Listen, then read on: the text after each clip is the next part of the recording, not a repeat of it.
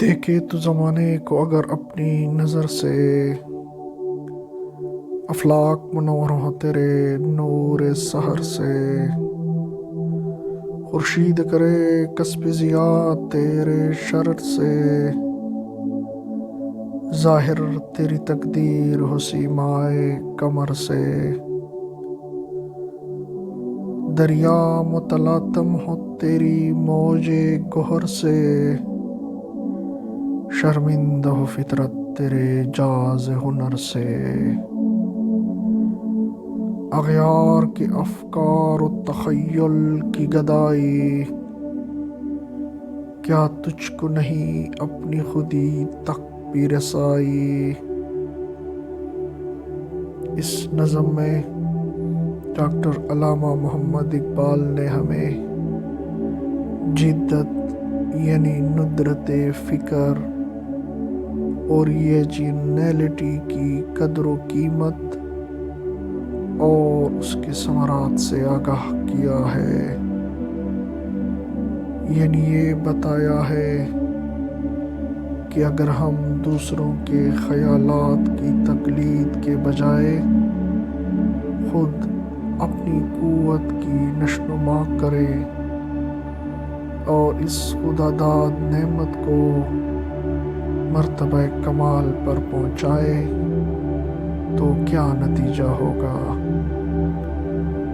اگر تو اپنی خودی میں ڈوب کر اپنی ذہنی قوتوں کو سیکل کر کے بطور خود اس کائنات میں غور و فکر کرے تو ایک عالم تیرے افکار کی روشنی سے منور ہو جائے گا۔ بڑے بڑے آدمی تیرے خیالات سے استفادہ کریں گے، بلکہ تو تسخیر عناصر کر کے کائنات پر حکمران ہو جائے گا۔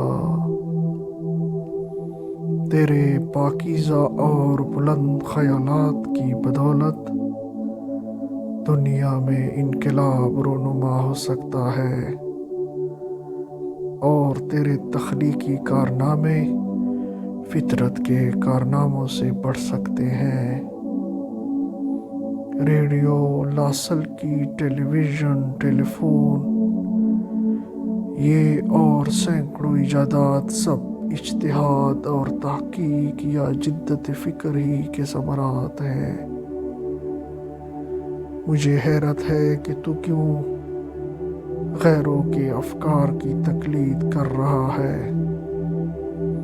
کیا تو اس قدر عاجز اور درد مند ہے کہ اپنی خودی تک بھی تیری رسائی نہیں ہے؟ یعنی کیا تجھے یہ معلوم نہیں کہ تو اپنی خودی کو مرتبہ کمال تک پہنچا سکتا ہے اگر تو ہمت کرے تو یہ کام مشکل نہیں ہے۔